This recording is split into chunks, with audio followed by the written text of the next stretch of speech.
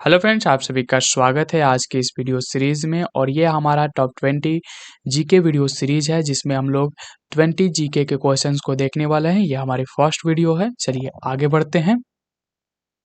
और यहाँ पर आपके सामने जो प्रश्न है वह है कि भारत में प्रथम स्थापित परमाणु संयंत्र जिसे एटॉमिक प्लांट कौन सा है, ये आपको बताना है। चलिए ऑप्शन को देख लीजिए। ऑप्शन ए है तारापुर परमाणु संयंत्र, ऑप्शन बी है कोटेनोम परमाणु संयंत्र, ऑप्शन सी है कुंडनकुलम परमाणु संयंत्र और ऑप्शन डी है अन्य। तो यहाँ पर आपको बताना है कि इन चार ऑप्शनों में से कौन सा सही आंसर है। तो भारत में प्रथम जो स्थापित परमाणु संयंत्र था वह था तारापुर परमाणु संयंत्र। हमारा ऑप्शन नंबर ए बिल्कुल यहाँ पर सही होने वाला है, तारापुर परमाणु संयंत्र। नेक्स्ट प्रश्न यहाँ पर आपके सामने प्रश्न ये है कि आगरा शहर को किसने बसाया। तो आपको बताना है कि आगरा जो शहर है वह किसके द्वारा बसाया गया था। ऑप्शन ए को देखिए, यहाँ पर सिकंदर लोदी है, ऑप्शन बी है अकबर और ऑप्शन सी है बहलोल लोदी, ऑप्शन डी है शाहजहां। तो ये चार ऑप्शन में से आपको एक आंसर चुनना है। तो यहाँ पर जो आपको आंसर सही लगे वो उसे नीचे कमेंट बॉक्स में लिखिए। यहाँ पर जो आगरा शहर है वह सिकंदर लोदी के द्वारा बसाया गया था। ऑप्शन नंबर ए हमारा बिल्कुल सही होगा, सिकंदर लोदी। आगरा शहर को किसने बसाया था? तो सिकंदर लोदी। चलिए नेक्स्ट प्रश्न अब यहाँ पर आपके सामने प्रश्न ये है कि राष्ट्रीय प्रतीक के निचले भाग में उत्कीर्णित शब्द सत्यमेव जयते किस संदर्भ से लिए गए हैं। तो जो राष्ट्रीय प्रतीक है हमारा उसके नीचे जो एक शब्द लिखा जाता है सत्यमेव जयते, यह कहाँ से लिया गया है ये आपको बताना है। ऑप्शन देख लीजिए। ऑप्शन ए है पुराण से, ऑप्शन बी है जातक से, ऑप्शन सी है मुंडकोपनिषद से और ऑप्शन डी है महाभारत से। तो यहाँ पर जो राष्ट्रीय प्रतीक के नीचे जो एक शब्द लिखा होता है सत्यमेव जयते, ये जो है मुंडको उपनिषद से लिया गया है। ऑप्शन नंबर हमारा सी बिल्कुल सही होगा, मुंडको उपनिषद। चलिए नेक्स्ट प्रश्न यहाँ पर आपके सामने है। प्रश्न ये है कि अशोक के शिलालेखों की लिपि क्या है। तो आपको बताना है कि जो अशोक था उसके जो शिलालेख मिले हैं उस शिलालेख पर कौन सी लिपियों के द्वारा लिखा गया है। चलिए ऑप्शन देख लीजिए। ऑप्शन ए है गुरुमुखी लिपि, ऑप्शन बी है ब्राह्मी लिपि और ऑप्शन सी है देवनागरी लिपि और ऑप्शन नंबर डी है हायरोग्लाइफिक्स लिपि। तो यहाँ पर जो सही आंसर होगा वह होगा ब्राह्मी लिपि। अशोक के जो शिलालेख हैं उस पर ब्राह्मी लिपि के द्वारा लिखा गया है। चलिए नेक्स्ट आगे बढ़ते हैं। और यहाँ पर हमारा जो प्रश्न है वह है कि बिहू निम्नलिखित में से किसका लोकप्रिय उत्सव है। आपको बताना है कि जो बिहू है वह किसका लोकप्रिय उत्सव है। ऑप्शन देख लीजिए। ऑप्शन ए है असम, ऑप्शन बी है उड़ीसा, ऑप्शन सी है बिहार और ऑप्शन डी है बंगाल। तो जो बिहू है वह असम का लोकप्रिय उत्सव है। ऑप्शन नंबर ए हमारा बिल्कुल सही होगा, असम। ठीक है, तो बिहू कहाँ का लोकप्रिय उत्सव है? तो ये असम का है। ऑप्शन नंबर ए हमारा बिल्कुल सही होगा। चलिए नेक्स्ट प्रश्न यहाँ पर आपके सामने आता है। प्रश्न ये है कि प्रथम गोलमेज सम्मेलन कहाँ हुआ था। आपको बताना है कि जो प्रथम गोलमेज सम्मेलन किया गया था वह कहाँ पर किया गया था। ऑप्शन देख लीजिए। ऑप्शन ए है नई दिल्ली में, ऑप्शन बी है लंदन में, ऑप्शन सी है बम्बई में और ऑप्शन डी है इनमें से कोई नहीं। तो जो प्रथम गोलमेज सम्मेलन किया गया था वह लंदन में किया गया था। ऑप्शन नंबर बी हमारा सही होगा, लंदन। तो आपको याद रखना है कि गोलमेज सम्मेलन कहाँ पर हुआ था। ऑप्शन नंबर बी लंदन में। चलिए नेक्स्ट प्रश्न यहाँ पर आपके सामने आता है। प्रश्न ये है कि महात्मा गांधी को अधनंगा फकीर किसने कहा था। तो यहाँ पर अधनंगा फकीर किसके द्वारा कहा गया था, यानी कि किसने महात्मा गांधी को अधनंगा फकीर कहा था। देखिए ऑप्शन ए है हिटलर, ऑप्शन बी है जिन्ना, ऑप्शन सी है चर्चिल और ऑप्शन डी है माउंटबेटन। तो यहाँ पर जो महात्मा गांधी को अधनंगा फकीर कहा था वह था चर्चिल। ऑप्शन नंबर सी हमारा सही है कि चर्चिल के द्वारा महात्मा गांधी जी को अधनंगा फकीर कहा जाता है। ऑप्शन नंबर सी हमारा बिल्कुल सही आंसर होगा। चलिए नेक्स्ट प्रश्न यहाँ पर हम देखते हैं। प्रश्न हमारे सामने है। प्रश्न ये है कि महात्मा गांधी का जन्म हुआ था, यानी कि आपको बताना है कि महात्मा गांधी जी का जन्म कब हुआ था। तो यहाँ पर है 1859 ईस्वी में, फिर है 1869 ईस्वी में, फिर है 1879 यानी कि 79, ठीक है? और यहाँ पर है 89 ईस्वी, ठीक है? तो यहाँ पर 4 ऑप्शन है 1889, 1869 और 1859। ये 4 ऑप्शन आपको दिए गए हैं और आपको बताना है कि इनमें से कौन-सा सही आंसर होगा।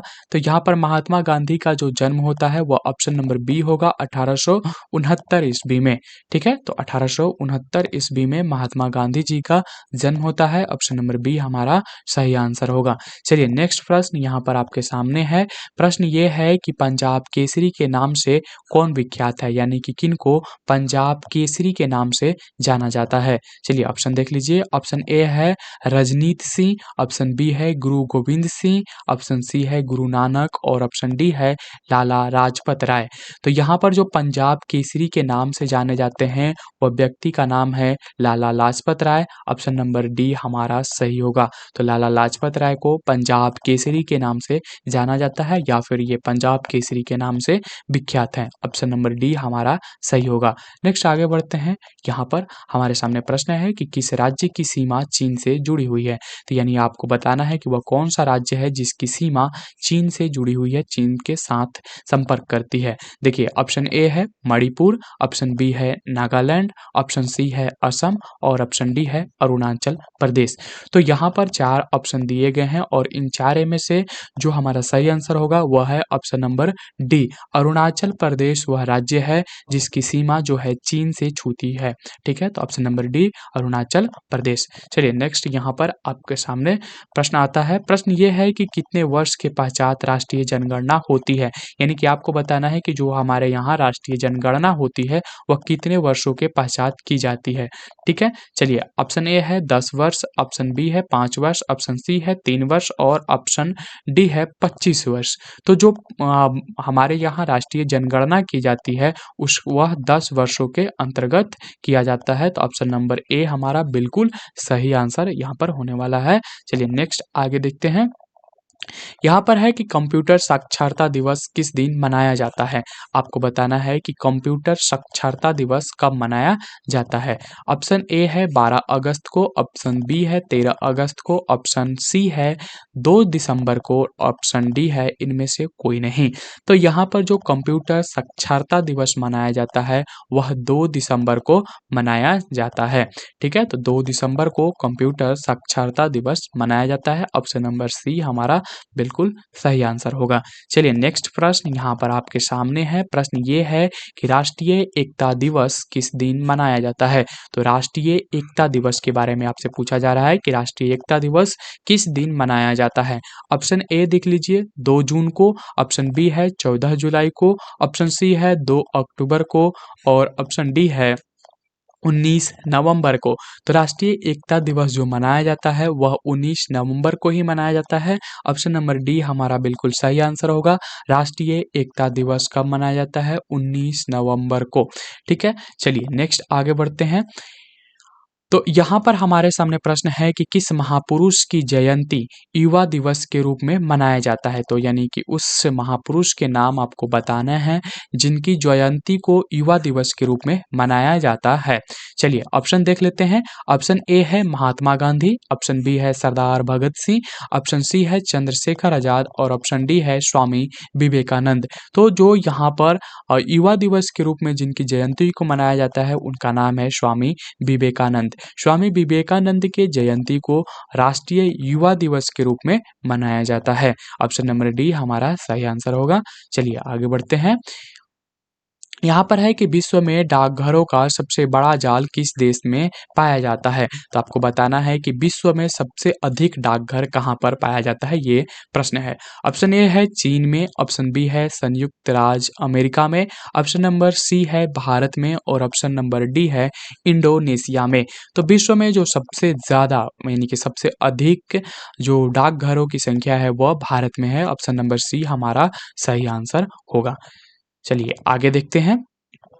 यहाँ पर है कि OMR का पूर्ण रूप क्या होता है, ठीक है? OMR का पूर्ण रूप क्या होता है?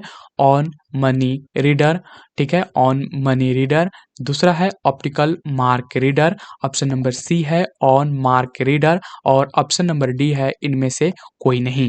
तो यहाँ पर 4 ऑप्शन दिए गए हैं और आपको बताना है कि OMR का पूर्ण रूप क्या है। तो यहाँ पर OMR का पूर्ण रूप होता है ऑप्टिकल मार्क रीडर, ठीक है, जो कि एग्जाम्स में हम लोग देते हैं, जो गोला भरते हैं उसके माध्यम से इसमें क्या किया जाता है, जो परीक्षाओं में अंक है उसको ज्ञात किया जाता है, जो प्राप्त होते हैं, ठीक है। तो OMR का पूरा नाम क्या होगा, ऑप्टिकल मार्क रीडर। चलिए नेक्स्ट आगे बढ़ते हैं। यहाँ पर प्रश्न है कि जय हिंद का नारा किसने दिया। तो जय हिंद का जो नारा दिया गया था वह किसके द्वारा दिया गया था, ये आपको बताना है। ऑप्शन ए है सुभाष चंद्र बोस ने, ऑप्शन नंबर बी है महात्मा गांधी ने, ऑप्शन नंबर सी है मोतीलाल नेहरू ने, और ऑप्शन नंबर डी है इनमें से कोई नहीं। तो जो जय हिंद का नारा दिया गया था वह सुभाष चंद्र बोस के द्वारा दिया गया था। ऑप्शन नंबर ए हमारा बिल्कुल सही होगा, सुभाष चंद्र बोस। जय हिंद का नारा किसके द्वारा दिया गया था, सुभाष चंद्र बोस के द्वारा। चलिए आगे बढ़ते हैं। यहाँ पर प्रश्न है कि महात्मा गांधी को सर्वप्रथम राष्ट्रपिता किसने कहा।